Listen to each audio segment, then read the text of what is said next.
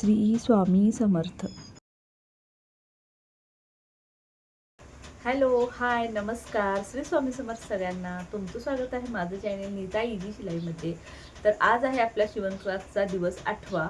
तर आज आपण बघा तर एका कटोरी ब्लाऊजचं पेपर कटिंग करणार आहोत, डायग्राम समजून घेणार आहोत आणि ते कटिंग केलेले पेपरचे पॅटर्न आपल्या ब्लाऊज पिसावरती ठेवून कट देखील करणार आहोत. आणि जो आज कट केलेला ब्लाऊज पीस असतो तो उद्याच्या भागामध्ये आपण शिवणार आहोत, म्हणजे त्याची शिलाई देखील करणार आहोत. तर हे सगळं तुम्हाला पाहायला मिळणार आहे. त्यामुळे आजचा व्हिडिओ अजिबात स्किप करू नका आणि व्हिडिओ आवडला तर लाईक, शेअर आणि सबस्क्राईब करायला विसरू नका. हाई पॉईंटवर नक्की क्लिक करा. तसेच तुम्हाला काही शंका असतील तर तुम्ही मला कमेंट बॉक्समध्ये विचारू शकतात. तर आजचा व्हिडिओ बघा, खूप छान होणार आहे, तुम्हाला खूप आवडणार आहे. कारण एकाच व्हिडिओमध्ये तुम्हाला मापं कशी वाढवायची, पेपर कटिंग कसं करायचं, मापं कशी टाकायची, नंतर ते पेपर पॅटर्न कपड्यावरती ठेवून कसं कट करायचं, कट केलेलं हेच ब्लाऊज पीस आपण उद्याला शिवून देखील बघणार आहोत. तर त्यामुळे तुम्हाला सगळीच माहिती ह्या व्हिडिओमधून मिळणार आहे. तर व्हिडिओ अजिबात स्किप करू नका. तर चला बघूया आपण आता कटिंग.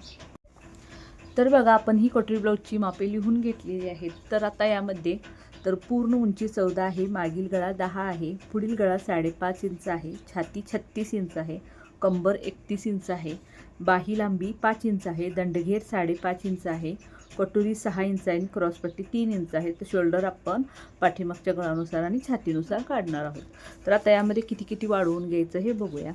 तर उंचीमध्ये आपल्याला 1 इंच वाढवायचं आहे, म्हणजे एकूण आपण पेपरवरती 15 इंच किंवा ब्लाऊज पिसावरती 15 इंच उंची घेणार आहोत.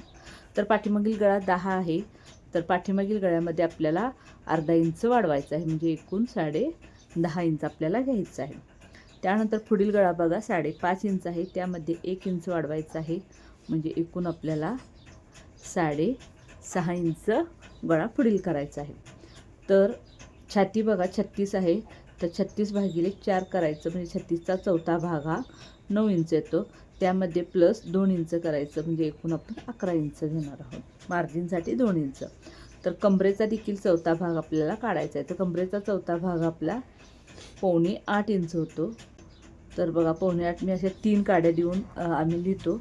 मी 3 काड्या देऊन असं लिहिते, तुमच्या लक्षात येते का बघा. असं 7 वरती 1 काडी म्हणजे 7.25, 2 काड्या म्हणजे 7.5, 3 काड्या म्हणजे 7.25 या पद्धतीने मी लिहित असते. तरी ते 7.25 इंच कमरेचा चौथा भाग आलेला आहे. त्यामध्ये पाठीमागील दातासाठी 1 इंच प्लस 2 इंच आपल्याला मार्जिनसाठी. तर 7.25 ते 9.25, 9.10 ते 11.25 इंच लागतं. तर इथं 11.25 ह्या पद्धतीने मी लिहून घेतलेलं आहे. तर बाही लांबी बघा 5 इंच आहे, त्यामध्ये अर्धा इंच मार्जिनसाठी मिसळायचं आणि 1.5 इंच हातशिलाईच्या पट्टीसाठी, आणि एकूण घेणार आहोत आपण 7 इंच.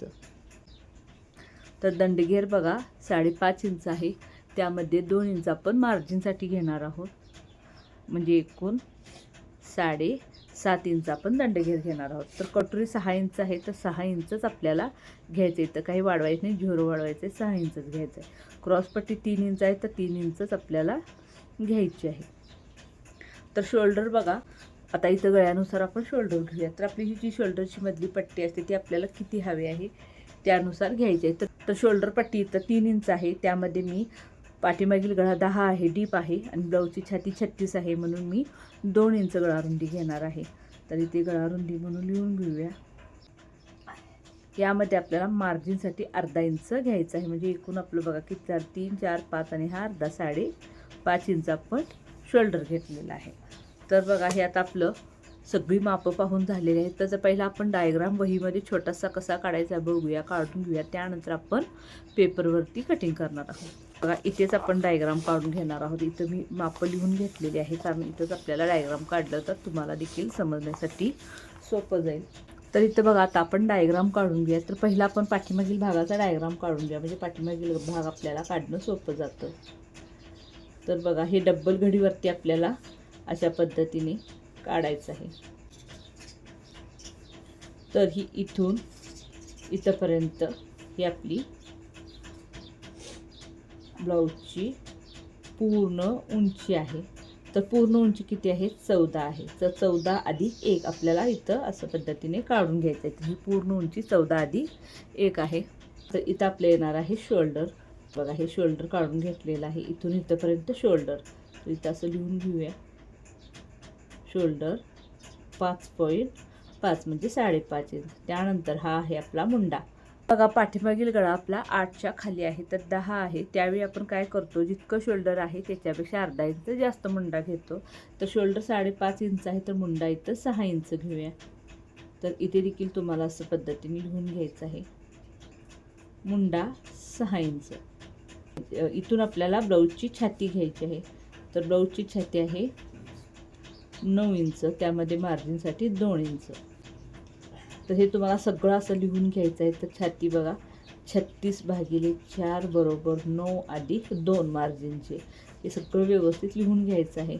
आणि इथून बघा अशा पद्धतीने आपल्याला हे 2 पॉईंट द्यायचे आहेत. एक हा जो आहे तो पाठीमागील मुंडा आणि पुढील मुंडा. तर इथं पुढील मुंडा आपण घ्यायला नको, फक्त पाठीमागील मुंडा घेऊया. तर हा बघा असा आपण पाठीमागील मुंडा घेतलेला आहे आणि इथे बाण करून असं लिहायचं आहे 1.5 इंच पाठीमागील मुंडा. तर तुम्ही प्लेन वही घेतला तर तुम्हाला खूप सोपं जाईल समजण्यासाठी. तर आता बघा इथून इथंपर्यंत आपल्याला कंबर घ्यायची आहे. तर फिटिंगची आणि मार्जिनची लाईन आखून घेतलेली आहे आणि इथं दातासाठी 1 इंच. तर ही इथून इथं कंबर आपली 31 आहे, भागिले 4 बरोबर 7.25 इंच अधिक दातासाठी 1 अधिक 2 इंच बरोबर 11.25 इंच. तर 1 इंच दाच आणि हे मार्जिन. हे अशा पद्धतीने आपल्याला लिहून घ्यायचं आहे. तर आता इथं गळा रुंदी बघा 2 इंच घ्यायची आहे आणि पाठीमागील गळा हा 10 इंच आहे. तर इथं गळा रुंदी तुम्ही वाढवून घेऊ शकता. तर इथं 3 इंच घेतली आणि ही गळा लांबी बघा 10 इंच. हे अशा पद्धतीने आकृती तुम्हाला काढून घ्यायची आहे. पाठीमागील भागाचा डायग्राम काढून झालेला आहे. तर पुढील भागाचा काढूया. त्यासाठी सुद्धा अशी ही आपल्याला उंचीची लाईन आखून घ्यायची आहे आणि ही कंबर. तर इथे देखील पूर्ण उंची असं लिहून घ्यायचं आहे. इथून इथंपर्यंत बाण केले, तिथून तिथंपर्यंत पूर्ण उंची 14 अधिक 1 बरोबर 15. ह्या पद्धतीनेच तुम्हाला वहीमध्ये लिहून घ्यायचं आहे, तरच तुमच्या लक्षात येणार आहे. तर इथून इथे बघा हे शोल्डर 5.5 इंच आणि हा मुंडा आपण 6 इंच घेतलेला आहे, मुंडा 6 आणि ही छातीची लाईन 9 इंच, त्यानंतर 2 इंच मार्जिनसाठी आणि इथून इथे कंबर 1 इंच डाच आणि 2 इंच मार्जिनसाठी. तर मी पुढचा भाग थोडासा मोठा म्हणजे काढलेला आहे, म्हणजे लक्षात येण्यासाठी आपल्याला लिहायला सोपं पडेल.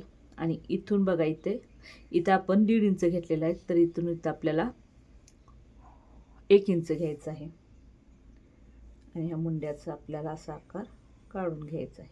तर इथे लिहून घ्या 1 इंच पुढील Munda, margin 2 inch, डाच 1 inch, margin 2 inch, कंबर 31/4 बरोबर 7.25 अधिक बरोबर 11.25 इंच. तर ह्या पद्धतीने असं लिहून घ्यायचं आहे. तर आता बघा पुढील गळा. तर इथं गळा रुंदी 2 इंच आणि पुढील गळा आपला आहे गळा लांबी 5.5 अधिक 1 बरोबर 6.5 इंच आणि इथे गळा रुंदी आपल्याला 2.5 इंच घ्यायची आहे. तर हे अशा पद्धतीने तुम्हाला सगळं व्यवस्थित लिहून घ्यायचं आहे. तर इथे बघा आपण आता अशी क्रॉसपट्टी घेणार. तर ह्या साईडला क्रॉसपट्टी 3 इंच आणि ह्या साईडला 2.5 इंच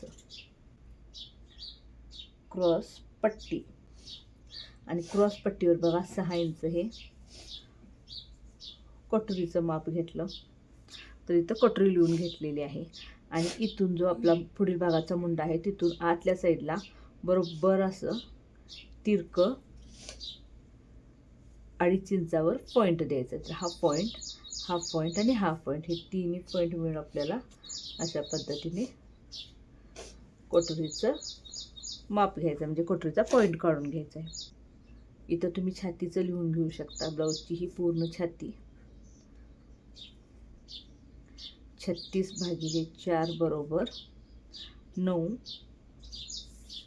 अधिक 2 इंच मार्जिन बरोबर 11.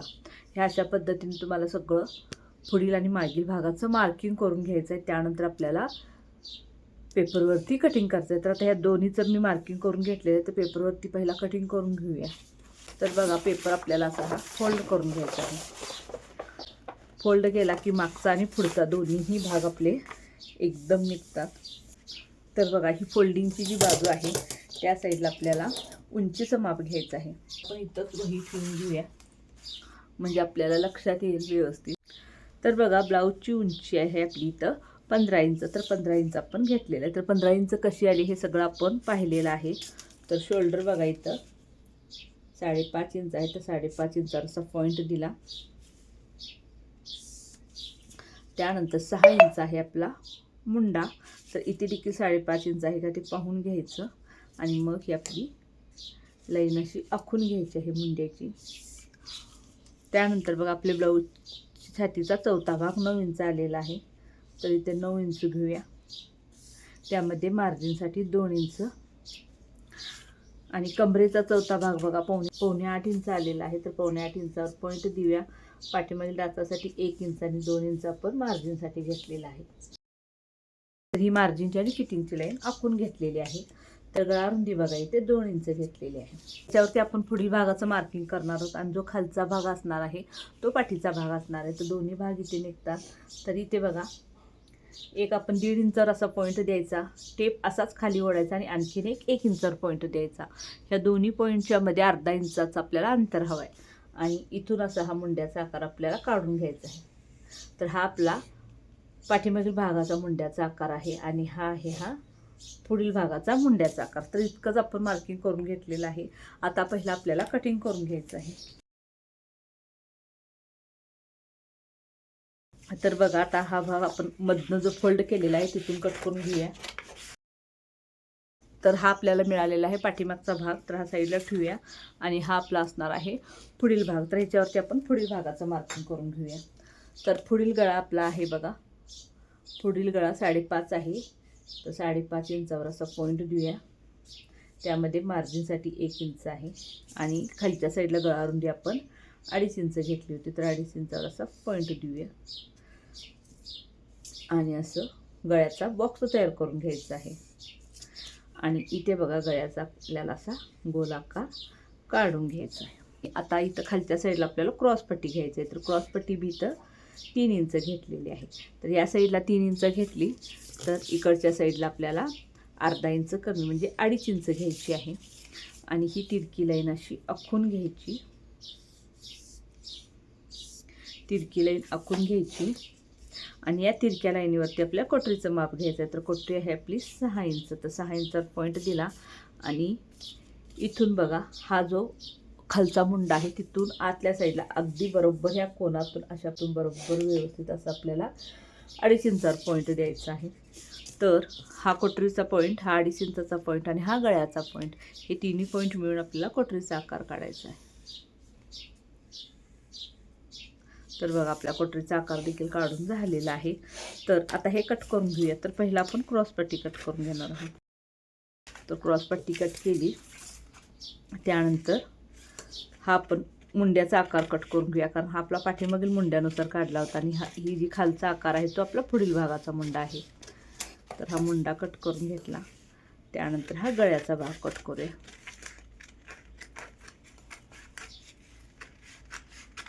तर गळ्याचा देखील भाग आपण कट करून घेतला. आता आपण कोटरी कट करून घेऊ.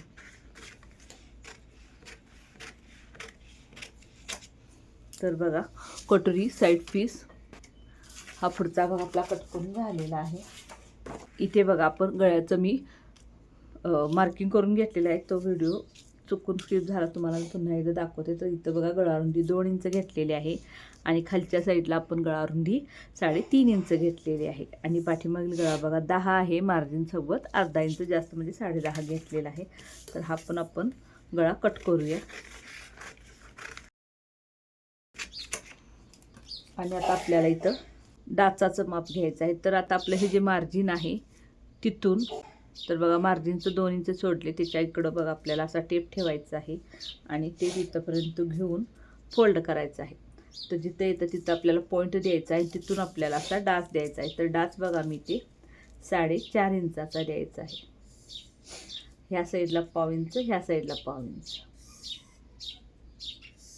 तर डाच नेहमी आपल्या गळ्याच्या थोडासा बरोबर किंवा खाली असावा, गळ्याच्या खूप वरती डाच आपल्याला घ्यायचं नाही. आणि जर गळा वरती असेल तर डाच आपल्याला मोठाच घ्यायचा आहे. गळा जर तुमचा इथं आहे तर डाच एवढासा घ्यायचा नाही. तर हे आता आपलं पाठीचं भाग झाले. तर इथं खालच्या साईडला बाहीचा डायग्राम काढून घेऊया.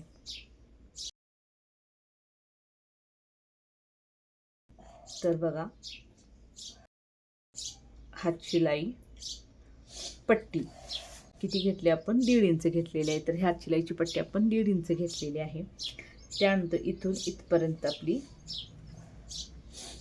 बाही उंची, तर बाही उंची आहे 5, त्यामध्ये मार्जिनचा अर्धा इंच मिसळा म्हणजे बाही उंची आपली झालेली आहे 5.5 इंच. इथून इथपर्यंत आपण घेतलेला आहे मुंडा खोली. तर मुंडा खोली किती घेतलेली आहे बघा, तर 5 निम्म 2.5 इंच आपण मुंडा खोली घेतलेली आहे. त्यानंतर बघा इथं सेंटरपासून इथपर्यंत बाही रुंदी घेतलेली आहे. तर बाही रुंदी मी इथे 8 इंच घेतली आणि इथून पुढे 2 इंच मार्जिन आहे. तर ह्या पद्धतीने तुम्हाला लिहून घ्यायचं आहे. आणि हा पुढील भाग आहे, ह्या अशा पद्धतीने पुढील भाग काढलेला आहे. तर हा आहे अर्धा इंच. तर इथून तुम्हाला बाही कट करताना मी सांगणारच आहे, फक्त असा तुम्हाला डायग्राम काढून घ्यायचा आहे. त्यानंतर कटोरीचा देखील बघा आपल्याला अशा पद्धतीने वहीमध्ये डायग्राम काढून घ्यायचा, म्हणजे तुमच्या लक्षात येईल की कुणीकडे किती वाढवले काय. तर इथं बघा 1.25 इंच, 1.25 इंच वाढवलेला आहे. आणि इथून इथं हा आहे मध्य. मध्य म्हटलं की तुम्हाला दोन्हीचं सेंटर काढले हे लक्षात येईल. आणि इथून खाली 1.5 इंच आणि ही अशी लाईन आखून घ्यायची आहे. आणि इथून बघा आपल्याला असं कटोरीचा आकार हा जोडायचा आहे. आणि इथे आहे अर्धा इंच आणि इथे आहे फक्त पाव इंच. तर ह्या पद्धतीने कटोरीचा देखील तुम्हाला डायग्राम काढून घ्यायचा आहे. तर आता आपण बाही कट करूया. तर आता बघा बाही कट करून घेऊया. तर हे ऑलरेडी आपलं डबल फोल्ड पेपर आहे, तर ह्याच्यावरतीच बाही कट करून घेते. तर इकडे बघा फोल्डिंगची बाजू आहे. तर इथे खालच्या साईडला मी 1.5 इंच घेणार आहे हात शिलाईच्या पट्टीसाठी. तर इथे शिलाई आणि ह्या लाईनीवरती बाही उंचीचं माप घ्यायचं आहे. तर बाही उंची आहे आपली 5 इंच, त्यामध्ये मार्जिनसाठी अर्धा इंच म्हणजे एकूण 5.5 इंचावर आपण असा पॉईंट दिला. तर बरोबर आपलं इथंपर्यंत 5.5 इंच आलेलं आहे. तर अशी ही लाईन आखून घेऊया पूर्ण. तर ह्या लाईनीवरती बघा इथे 2 इंचावरती असा पॉईंट देऊया. इथं 2 इंचावर पॉईंट दिलेला आहे.